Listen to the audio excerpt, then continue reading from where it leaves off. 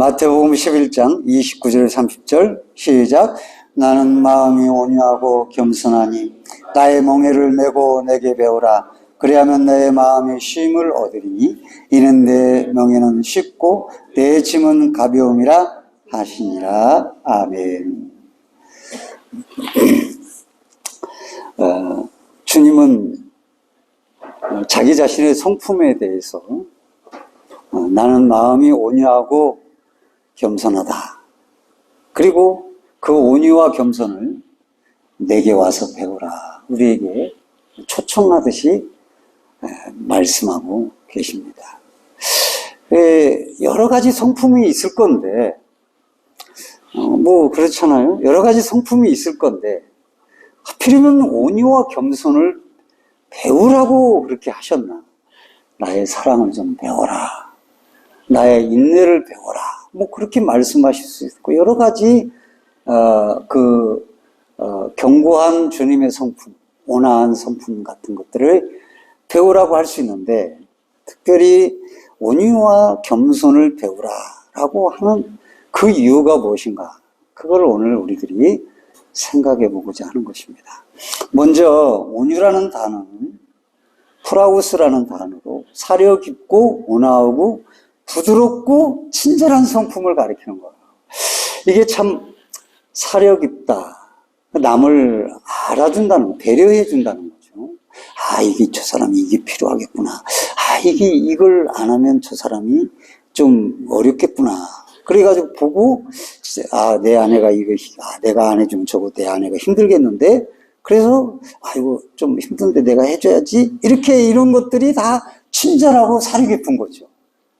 그런 것들이 온유라는 단어구나. 그러면 겸손이라는 단어는 마음을 낮은 데 두는 거죠. 마음을 높은 데 두니까요. 원망, 불평, 다 마음이 높은 데 두는 거예요. 원망, 불평, 또 불만, 이런 거, 그리고 시기, 질투, 이런 것도 마음이 높은 데 둔 거예요. 마음을 낮은 데 두는, 낮음을 말하는 것이 겸손이에요. 겸손이란 마음을, 그리고 낮은 데 두는 거다. 그렇게 하는 거죠. 그래서 마태는 마태복음을 기술하면서 예수님이 나귀 새끼를 타고 예루살렘 들어오시는 장면을 스가랴서 9장 9절에 말씀을 인용해서 시온에 따라 크게 기뻐할지어다 예루살렘에 따라 즐거이 부를지어다 보라 내 왕이 내게 임하나니 그는 공의로우시며 구원을 베푸시며 겸손하여 나귀를 타시나니 나귀의 작은 것 곧 나귀 새끼니라 그랬습니다. 여기서 겸손하여 나귀 새끼를 탔다. 근데 이 겸손이라는 단어가 우리말은 겸손이라는 단어인데 오늘 온유할 단어와 오늘 본문에 나온 온유한 단어와 같은 프라우시스를 썼어요. 프라우스를. 그러니까 프라우스라는 단어를 같은 단어를 쓴 걸 볼 때 그걸 알 수 있어요.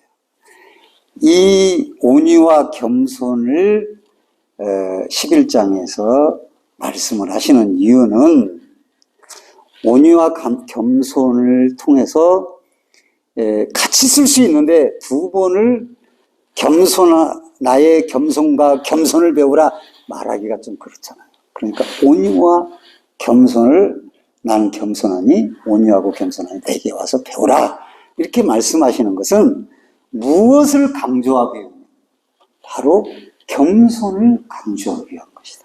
주님이 내가 겸손하고 겸손하니 내게 와서 배우라. 마태는 그렇게 의도를 하고 온유와 겸손을 배우라 그렇게 말씀하셨어요. 우리는 이 온유와 겸손이 뭐가 이걸 가지고 그렇게 생각을 많이 해요.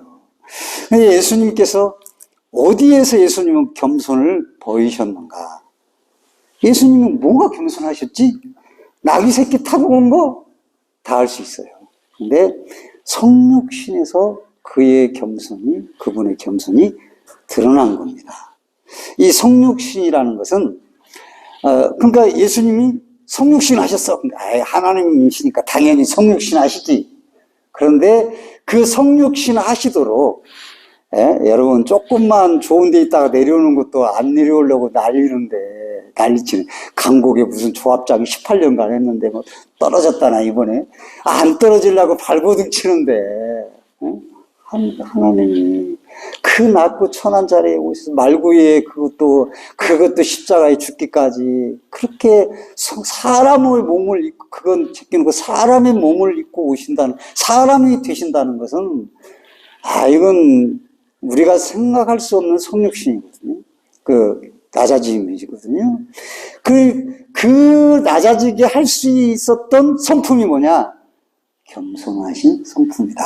그 말이. 그것이 성육신을 하시게 한 것이죠.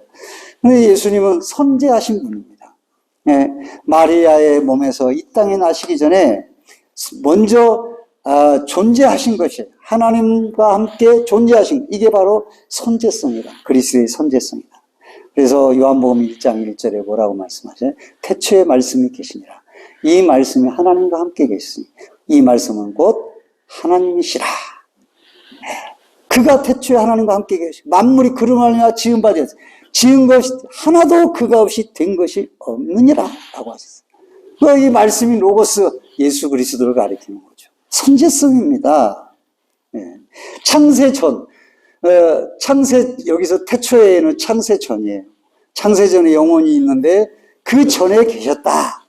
그게 바로 그리스도 선제성이죠. 요한복음 10장에는 예수님의 긴 기도가 나와요. 아버지, 창세전에 내가 아버지와 함께 가졌던 영화로서 지금도 아버지와 함께 나를 영화롭게 하옵소서. 창세전에 주님과 함께 영화를 누렸던 그리스도이심을 말씀하고 있습니다. 사도 베드로는 이렇게 말합니다. 너희가 알고냐 너희 조상이 물려준 헛된 행실에서 대속함을 받은 것은 금이랑 같이 없어질 것으로 된 것이야. 오직 흠없고 점없는 어린 양 같은 그리스도의 보배로 피로 된 것이야. 그는 창세전부터 미리 알린 바 되신이나 이 말세에 너희를 위하여 나타나신 바 되었나니 그랬습니다. 그리스도의 선제성을 말합니다. 우리 주님이 그랬어요.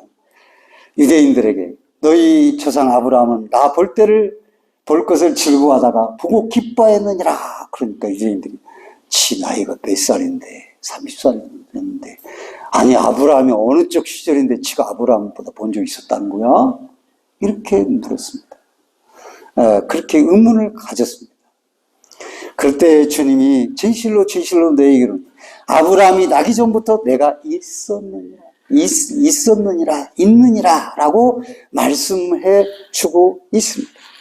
이렇게 영원전에 선지하신 그리스도가 인간의 몸을 입고 오셨는데 그 이유가 뭐냐? 온유와 겸손의 성품 때문입니다. 그것 없이는 주님이 성육신하지 않으시는 거죠. 그래서 바울은 이 사실을 주님을 따르는 모든 교우들에게 빌립보 교우들에게 이렇게 말했습니다. 너희 안에 이 마음을 품으라. 따라서 합시다. 너희 안에 이 마음을 품으라. 근데 그 마음이 뭐예요? 곧 그리스도 예수의 마음이니 그는 근본 하나님과 본체시나 하나님과 동등됨을 취할 것으로 여기지 않으시 오히려 자기를 비워 종의 형체를 가지사 사람들과 같이 되었고 사람의 모양으로 나타나서 자기를 낮추시고 그랬습니다. 여기 품으라라는 말은 과거에 품고 아니면 미래를 품으라 그게 아닙니다. 현재 품으라는 거야. 현재 품어서 과거부터 미래까지 달려갈 너희가 품어야 될 마음, 그 마음이 뭡니까? 낮아진 예수 그리스도의 겸손의 마음이라고 빌립보 교인들에게 그걸 늘 잊어버리지 말고 품고 살아라고 말씀하고 있는 것이죠.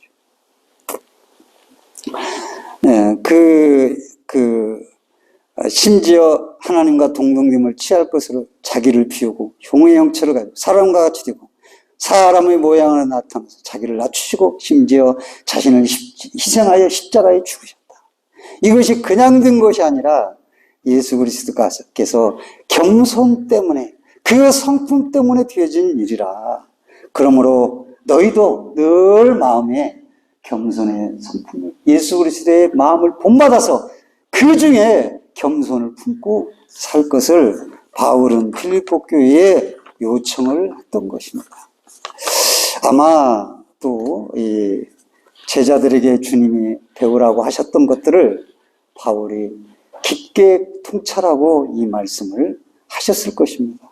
그래서 그렇게 겸손하니까 이 땅에 오셔서 삶 자체가 뭡니까? 겸손의 삶은 성육신이고 성육신을 가능케 했고 그 겸손의 삶은 삶 속에서 따라서 합시다. 섬김으로 나타나게 만들었다. 섬기는 거예요.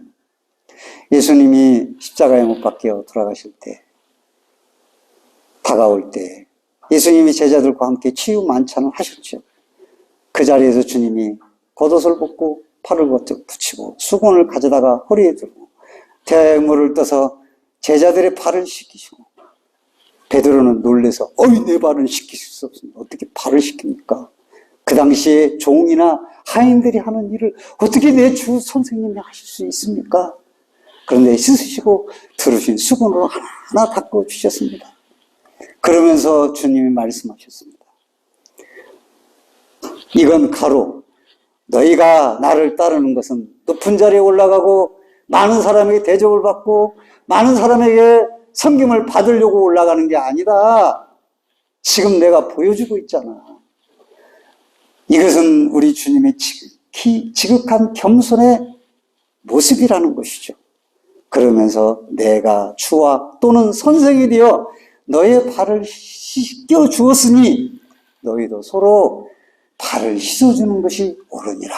요한복음 13장에 말씀해 주셨어요. 그걸 제자들에게 부탁을 하고 가르쳐 주는 겁니다. 착각을 할 수 있거든요. 나귀 타고 입성한 왕, 높은 자리에서 다 내 발 씻겨주겠지. 나를 섬겨주겠지. 다 그렇게 바랬는데 그게 아니라 서로 발을 씻어주는 거죠. 서로 섬겨라. 그렇게 주님이 가르쳐 주셨죠. 마가복음 10장에 그래서 주님이 이 세상에 오신 목적에 관해서 친히 말씀해 주셨습니다. 인자에 온 것은 섬김을 받으려 함이 아니라 도리어 섬기려 하고 자기 목숨을 많은 사람의 대속물로 주려 함이니라. 마가복음 10장 45절입니다. 그렇게 섬기시기 위해서 이 땅에 오신 것입니다. 그럼 마지막으로 고개 숙이고 그러지 마시고 마가복음 10장에서 주님이 자기가 이 세상에 오신 목적에 대해서 말씀을 하신 다음에 했는데 왜 주님은 이 마태복음 11장에서 겸손을 배우라고 하셨을까요? 온유와 겸손을. 왜 배우라고 하셨을까요? 그러면서 힘들지 않은 일에 온유와 겸손이 필요할까요? 아닙니다. 힘들기 때문에 온유와 겸손이 필요하다. 그 말인 것이죠. 주님과 같이 주님의 몽회를 내려면 필요한 게 있다. 온유와 겸손이다. 이 말은 많은 군중들에게 한 것보다는 제자들에게 했다고 하는 것이 맞는 것이죠. 주님의 몽회를 메고 주님과 함께 가는 것은 쉬운 것이 아닙니다. 편안하고 그냥 나의 평안을 위해서 교회를 다니는 게 아닙니다. 많은 사람이 헌신과 봉사를 기피합니다. 교회를 어느 교회에서 교회를 한 석 달간 잘 나와서 목사님 그랬대요. 이제 봉사 좀 하시죠. 그랬더니 그럴 줄 안 보이더래요. 그런 겁니다. 그래서 교회를 왜 다니냐? 나의 불공들이면 마음이 평안해지잖아. 나도 그렇게 평안을 누리기 위해서 다니는 거지. 내가 뭐 교회에 뭘 위해서 다니겠어. 내 마음의 평안을 위해서 다니는 거야. 그게 아니라는 거죠. 주님의 몽회는 쉽고 가벼운 것이 아닙니다. 무겁습니다. 어렵고 힘든 것입니다. 그래서 온유와 겸손이 필요한 겁니다. 자, 보세요. 11장 이전에 세례요한이 그렇게 외쳐도 듣지를 않습니다. 질병을 심지어 고쳐주어도 박해를 하고 핍박을 합니다. 회개를 외쳐도 비리를 불어도 춤을 추지 않습니다. 회개하지 않습니다. 반응하지 않습니다. 제자들이 가는 곳마다 환대해 줄 줄 알지만 제자들은 나중에 얼마나 많은 박해를 받았습니까? 아마 그때 이 제자들은 깨달았을 것입니다. 아, 우리가 복음을 전하고 주의라는 곳에는 온유와 겸손이 필요한 거구나. 그걸 모르고 방방 뜨고 그게 아니구나. 온유와 겸손으로 해야만 이 모든 박해와 거절을 이겨낼 수 있구나.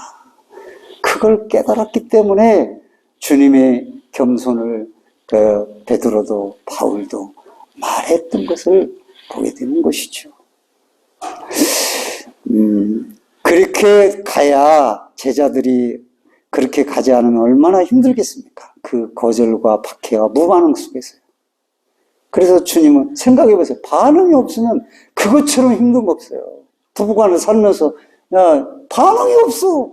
뭐 반응이 너무 부담이야. 이거 어떻게 살아요? 못 삽니다.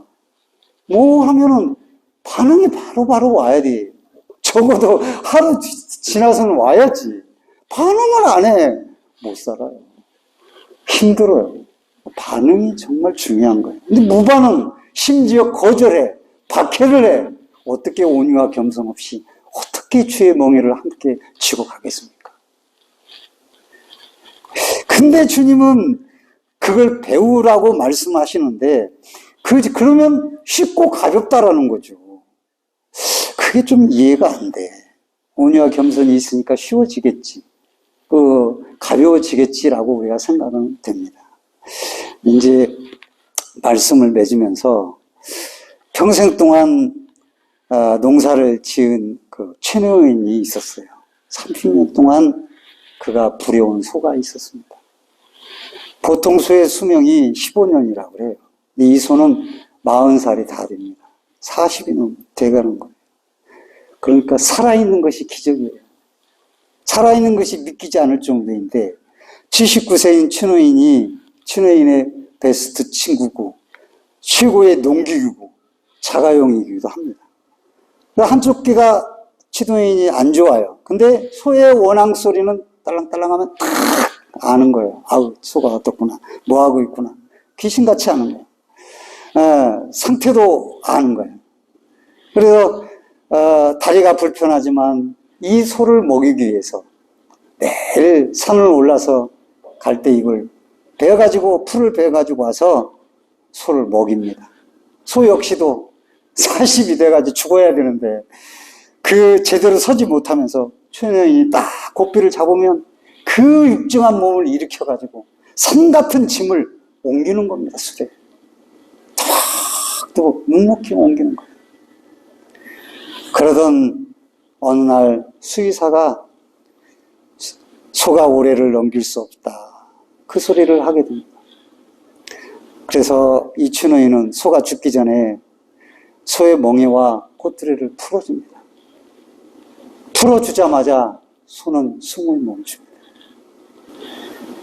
그 추노인의 얼굴에는 그 소가 죽은 후 원앙소리 한번 듣고 싶어하는 그 얼굴에 쓰여 있어요. 그래서 얼마나 말 못한 소가 큰 존재로 자기에게 자리 잡았는가 생각을 해보는 것입니다.